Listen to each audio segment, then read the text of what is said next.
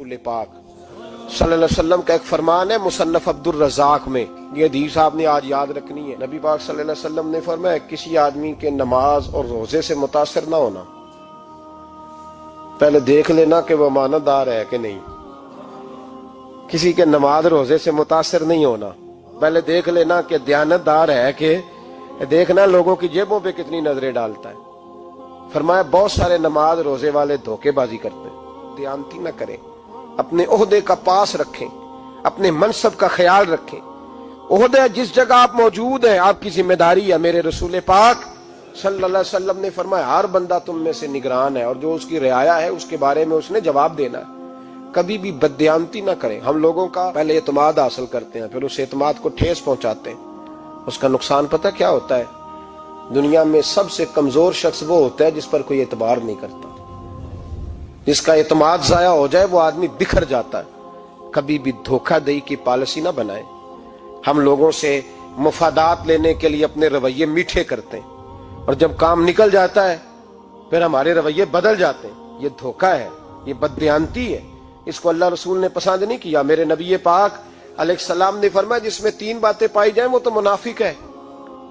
अगरचे उलमा कहते हैं यहाँ मुनाफिक इत्कादी मुराद नहीं, मुनाफिक अमली मुराद है, लेकिन हुजूर ने फरमाया मुनाफिक है। या रसूलुल्लाह कौन? फरमाया वो बंदा जब बात करे तो झूठ बोले, जब वादा करे तो मुखालफत करे, जब अमानत रखी जाए तो बददयानती करे। ये तो बंदा मुनाफिक है। हजरत अबू नूर अलैहिर्रहमा ने लिखा है, फरमाते हैं महमूद गजनवी का दौर था तो एक आदमी महमूद गजनवी के पास ना अपना केस लेके आया, मुद्दई बन के आया। उसने कहा बादशाह मेरा केस बड़ा निराला है। बादशाह सलामत ने कहा वो किस तरह? कहने लगा ये मेरे पास एक थैली है, मैं ना सफर पे जाने लगा तो ये थैली पूरी हीरों की भरी हुई। फलां इलाके के जो काजी साहब है ना, मैं जाती दफा मैं कहीं सफर पे जा रहा था तो मैं उनके पास छोड़ गया कि रास्ता लंबा है, कहीं कोई मुझसे छीन ना ले, हीरों की भरी हुई थी। कुछ दिनों के बाद मैं वापस आया हूं, काजी साहब ने मुझे थैली वापस की है तो इसमें हीरों की बजाय खोटे सिक्के निकले। अब मैंने काजी साहब से कहा है तो काजी साहब तो मेरे गिरेबान तक आते हैं, वो कहते हैं बता कहीं से फटी है, खुली है? वो जिस तरह टांके लगा के तूने सी थी उसी तरह लगे हुए हैं कि नहीं? तो हुजूर लगे भी बिल्कुल उसी तरह है, ना फटी है ना खुली है। अब मैं लुट गया हूं, मेरी कुल उम्र की कमाई जाया हो गई, खोटे सिक्के कहां और हीरे कहां? तो मेहरबानी करें और आप की बारगाह में अल्लाह रसूल के नाम पर हलफ देता हूं कि मैं हूं बिल्कुल सच्चा। महमूद गजनवी कहने लगे तू जा, थैली छोड़ जा और जब मैं तुझे बुलाऊंगा फिर दोबारा आना। वो शख्स चला गया। महमूद गजनवी उठे, दरबार बर्खास्त किया, लोगों से कहने लगे चले जाओ, मैं 3 दिन के लिए सैर करने जा रहा हूं, 3 दिन के बाद लौटूंगा। अकेले जब रह गए ना महमूद दरबार में तो महबूब ने छुरी मंगाई। वो जिस तख्त पे बैठते थे वहां गद्दा बिछा हुआ था, ये गद्दा पड़ा ना, गद्दा बिछा हुआ था। महमूद ने छुरी के साथ उसको फाड़ डाला और छुरी जेब में रखी निकल गए। कहने लगे मेरे बाद कोई मेरे दरबार वाले इहाते में दाखिल ना हो। महमूद चले गए। अब वो सफाई करने वाला जब आया ना, उसने आके देखा तो गद्दा तो फटा हुआ है। उसने शोर डाल दिया, पहरेदार भी आ गए, फलां साहब भी आ गए, फलां साहब। उसने कहा ओ खुदा के बंदो उसका गद्दा फट गया है, वो तो मार डालेगा। उसने कहा था सिवाय सफाई और निगरानी वाले के दूसरा आए कोई ना, और यहाँ आया भी कोई नहीं। पहले दिन ही फटा हुआ है तो लटका देगा सबको, क्या करें? शोर हो गया, सारे दरबार के मुलाजिमीन इकट्ठे हो गए। एक बंदा बोला, कहने लगा फिक्र ना करो, मैं कैसे बंदे को जानता हूं, इस तरह सिएगा कि जिसने फाड़ा होगा उसे भी पता नहीं चलेगा कहां से फटा था। ऐसा बेहतरीन रफू करेगा कि पता भी। उसने कहा यार हम सारे एक महीने की तनख्वाह देते हैं, तू बंदा बुला। वो बुला लिया उसको, उसका नाम अहमद रफूगर था। वो आया, उसको गद्दा दिखाया, उसका यार इस तरह सीना पता ना चले। उसने कहा फिक्र ही ना करो, मैं बड़ा कारीगर हूं। बड़े बड़े कारीगर लोग नहीं हमारे मुल्क में पाए जाते, कोई निशान छोड़ते हैं पीछे? बड़े कारीगर का पैसे होने चाहिए, बड़े बड़े कारीगर बंदे। आप यकीन करें ऐसा ऐसा फलसफा, ये उम्रा इबादत है ना, सरकार दो आलम सल्लल्लाहु अलैहि वसल्लम की बारगाह की हाजिरी बड़ी नेमत है ना। तो सऊदी गवर्नमेंट ने पाबंदी लगा दी, खैर उनकी भी ज्यादती है। इस तरह की पाबंदियां शरीयत इस्लामिया में जायज नहीं। अल्लाह के घर मुसलमान जब चाहे जा सकता है, लेकिन वो कहते हैं जी 2000 रियाल दे जिसने 2 साल बाद भी आना है। उन्होंने पाबंदी लगाई तो हमारे एजेंटों ने भी कई खास ट्रेनिंग हासिल की हुई है, पता नहीं कहां से सीख के आए, उन्होंने भी रास्ता निकाल लिया।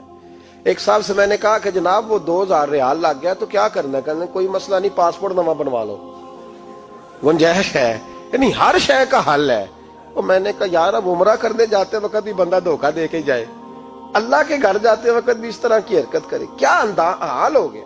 ہر چیز کا لوگوں نے حل نکال لیا، ہر چیز کا لوگوں نے سٹائل بنا لی۔ ایسا نہ کریں، یہ درست نہیں۔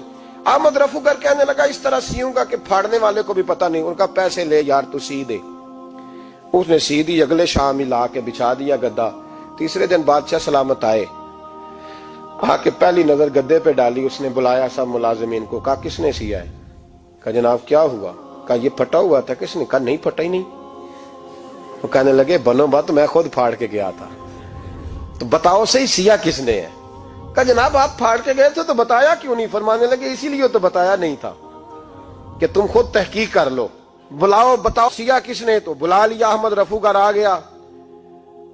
اس کو جب بلا کے سامنے بادشاہ کھڑا کیا، کہا بھئی تو نے سیا ہے؟ کہنے لگا حضور آپ کے سارے ملازم کٹھے ہو کے آئے تھے، میری غلطی کوئی نہیں۔ کہا نہیں یار تو بڑا کاریگر ہے، میں نے اپنے ہاتھ سے پھاڑا تھا پر مجھے بھی نہیں پتا چل رہا کہاں سے پھٹا تھا۔ اچھا یہ بتا یہ تھیلی جو ہے یہ بھی تو نے سی تھی؟ اس نے کہا جی آپ کے خادم کا ہی کارنامہ ہے، وہ فلانے علاقے کے قاضی صاحب آئے تھے، اس میں سے ہیرے نکال کے تو کھوٹے سکے بھرے تھے، تو مجھے بھی تھوڑا سا حصہ ملا تھا۔ محمود نے سارے گواہ بھی اکٹھے کر لیے، ثبوت بھی اکٹھے کر لیے۔ پھر قاضی کو بلایا، پہلے سارے ثبوت اور گواہ کیس حل کر لیا۔ پھر ہمارے ہاں یہ حال ہوتا ہے کہ مدعی 2-3 ہفتے کے بعد خود ہی ہاتھ باندھ جاتا ہے، کہنا تسی میری جان چھڈو، مجرم پھڑو پاوے نہ پڑھو۔ وہ کہتا ہے مجھے معافی دو، میں رہا۔ ظلم ہے نا، ظلم زیادتی ہے کہ جو بیچارہ اتنے سوال مجرم سے نہیں ہوتے جتنے مدعی سے ہوتے ہیں۔ آپ یقین کریں اتنے سوالات ہوتے ہیں، بیچارہ ہف جاتا ہے۔ یہ طریقہ درست تو نہیں، ایک لٹ گیا اور دوسرا طرح طرح کے سوالوں کے جواب دیتا پھرے بیچارہ۔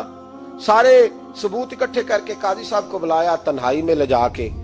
محمود غزنوی نے کہا قاضی صاحب آپ سے غلطی ہو گئی، غریب آدمی تھا، وہ لٹ گیا ہے، اس نے تو بڑی مشکل سے کچھ ہیرے جمع کیے تھے اور اس کی کل کائنات تھی، تو آپ اس کا مال اسے دے دیں، بات ختم۔ قاضی صاحب کہنے لگے آپ مجھ پہ الزام لگا رہے ہیں، سوال ہی نہیں پیدا ہوتا۔ آپ میری داڑھی دیکھیں، آپ میرا اعزاز دیکھیں، دنیا جانتی ہے میں اس کا۔ قاضی صاحب انسان بھول ہی جاتا ہے، بندہ بھول جاتا ہے، غلطی ہوگی، مال نے کہا نہیں سب۔ کہا میں تنہائی میں پوچھ رہا ہوں، میں اس وقت پوچھ رہا ہوں جب دوسرا موجود کوئی نہیں، آج توبہ کر لے، میں کچھ نہیں کہوں گا، تو میری زبان پہ اعتبار کر، تجھے پتا ہے میں جو کہتا ہوں اس پہ عمل بھی کرتا ہوں، باز آ جا۔ پر قاضی نے کہا نہیں میری غلطی کوئی نہیں۔ محمود نے پھر بڑے دربار میں بلا لیا، مجمع عام میں۔ مہلت کے دنوں میں جو توبہ کر لے وہ بچ جاتے ہیں، لیکن لوگ رسوائیوں کے دنوں میں پھر واپس لوٹتے ہیں اگلا گھر دیکھ کے، پھر حالات اور طرح کے ہو چکے ہوتے ہیں۔ جب بڑے دربار میں قاضی کو بلایا، بھائی تو مانتا ہے کہ نہیں؟ اس نے کہا نہیں۔ تو کہا بلاؤ احمد رفو گر کو۔ جب احمد رفو گر آیا تو بوڑھے قاضی کی ٹانگیں کانپنے لگی، جملے ٹوٹنے لگے، لفظ زمین پر گرنے لگے، بات صحیح نہیں ہوتی، زبان لڑکھڑانے لگی۔ محمود کہنے لگے قاضی میں نے تجھے کہا تھا وہاں مان جا بات، اب بڑے دربار میں بول۔ تو جب قاضی صاحب کی گردن خود بخود جھک گئی تو دنیا سمجھ گئی۔ کہا نکل جا میرے دربار سے۔ محمود بولے نکل جا، اتنی تجھے عزت دی، اتنی بڑی تنخواہ دی، قاضی بنایا، اور یہ تھوڑی سی رقم کے لیے، تھوڑی سی رقم کے لیے تو بددیانت ہو گیا، چل چلا جا، نکل۔ قاضی دربار سے نکلا تو لوگ لعنتیں برسانے لگے۔ کل جو دکانیں چھوڑ کے سلوٹ کرنے آتے تھے وہ کہنے لگے اس کی عمر دیکھو، اس کے کام دیکھو، دیکھو اس نے کیا کیا۔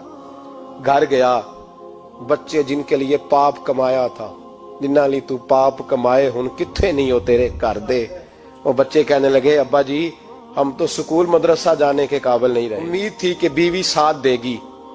وہ کہنے لگی میں میکے کیسے جاؤں گی، گلی کی عورتیں طرح طرح کی باتیں بناتی ہیں۔ اور بھائی کامیابیوں کے بڑے سربراہ ہوتے ہیں، کوئی کامیاب ہو جائے تو سارے کہتے ہیں میری سپورٹ سے ہوا ہے، ناکامیاں ہمیشہ یتیم ہوتی ہیں، ناکامیوں کا کوئی سربراہ نہیں ہوتا۔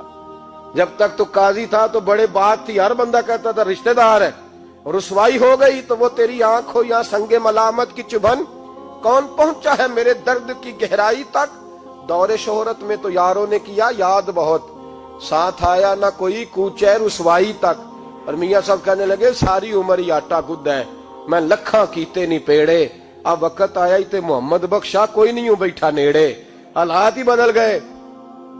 قاضی خاموشی سے اندر چلا گیا، اپنی رسوائی سمیٹ کے بستر پہ لیٹا، نہ روٹی کی بھوک لگی، نہ پانی کی پیاس لگی، نہ نیند آئی، ساری رات تڑپتا رہا۔ سویرے گھر والوں نے دروازہ کھولا تو روح پرواز کر گئی تھی، دنیا چھوڑ گیا۔ حضرت ابو نور علیہ رحمہ بولے، فرمانے لگے یاد رکھو کبھی بددیانتی نہ کرنا، کبھی۔